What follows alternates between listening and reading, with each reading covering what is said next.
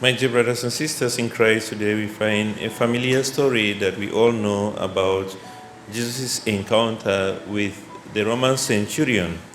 And there's something definitely different about him. It's really different in many ways. The first thing is that he cares about his servants, because this is something that the Romans would not do. Remember, he's a centurion, therefore he is in charge of 100 soldiers, so he has a lot of servants.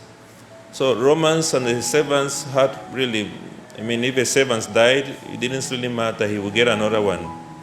But there was something different about him, that he cared not only about his son, not only about his household, but about his servants. So the healing that he wants is the healing not for his family member, but for the servants of his. That's something so different about him. Secondly, he has a good relationship. You would have expected that he's going to send one of his 100 soldiers to Jesus, but he sends the Jewish authority, the elders of the Jewish people.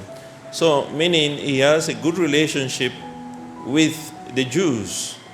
It's something that is different, that a Roman would not want to have. He would not want to have anything to do with a Jewish person, because they were considered lower class. Maybe they were even out of their minds. They had this religion that didn't make sense to them. The Romans had many gods. They worshipped many gods. So for these Jewish people to talk about the one God who led them out of Egypt, and it didn't make sense to the Romans at all. But he did not send any of his soldiers, but he sent elders of the Jews. So there was something different about him.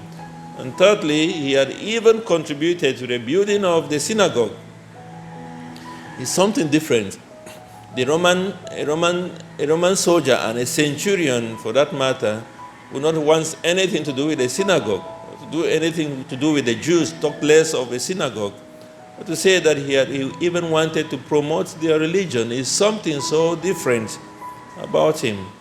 And this is a difference that is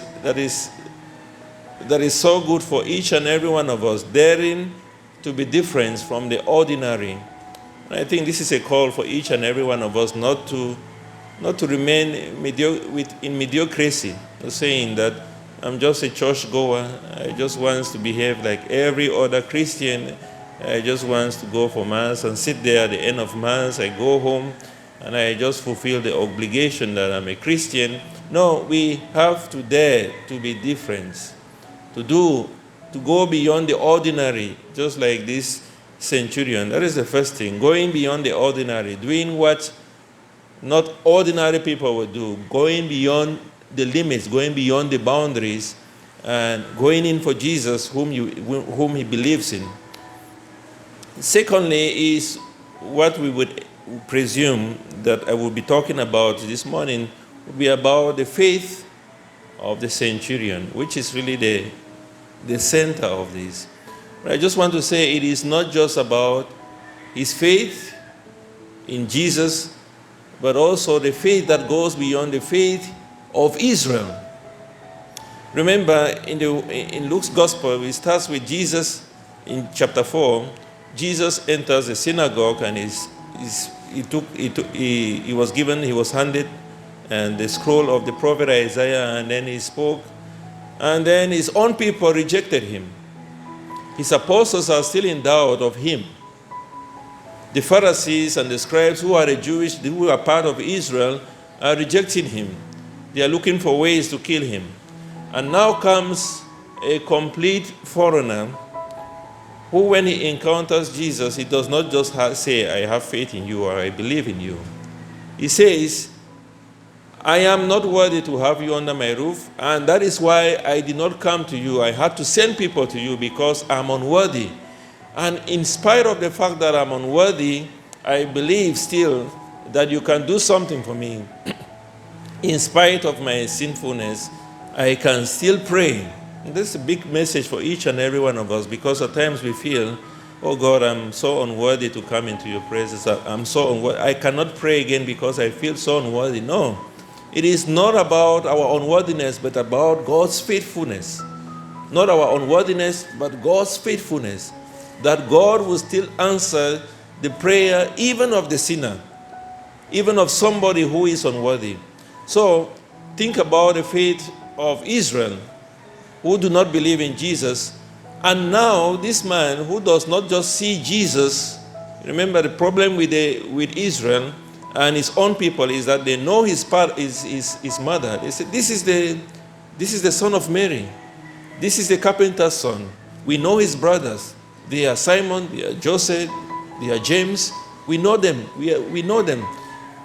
Now that was the problem with Israel. But now see, the faith of the centurion goes beyond what he sees. And he says, I am under authority myself. And I have authority. And I say to this person, go, and he goes. I say to these servants, come here, and he comes. I say to this one, do this, and he does it. What does that remind us of? The creation story.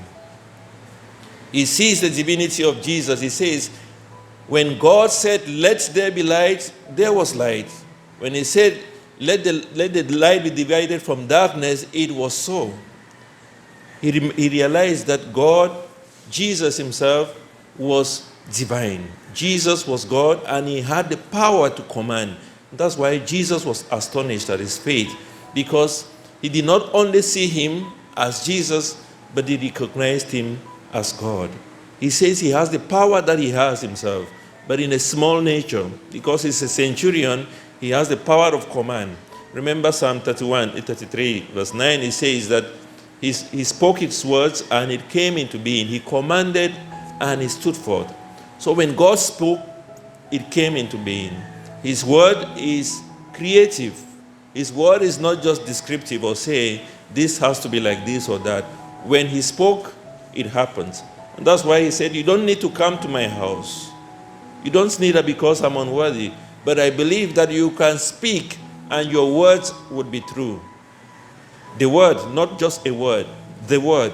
When you speak, it happens. And that is why we must, my dear brothers and sisters, again, like I said, we must not see ourselves first before we approach God. We have to approach God with all humility, but we must always remember that his faithfulness does not just depend on our unfaithfulness. 2 Timothy chapter 2 says that we might be unfaithful, but he is always faithful. He's always faithful because he cannot deny his own self. Even when we deny him, even when we become sinners, he is always faithful to us. And so, my dear brothers and sisters, we must realize also that it just needs Jesus to speak a word and the situation will change. He just needs to say, be healed, and it will be over. He just needs to say a word, and that word would come into being because his word is creative. So, my dear brothers and sisters, let us never lose hope and trust in God, in Jesus, who loves us and is always ready to grant us all that we ask of him.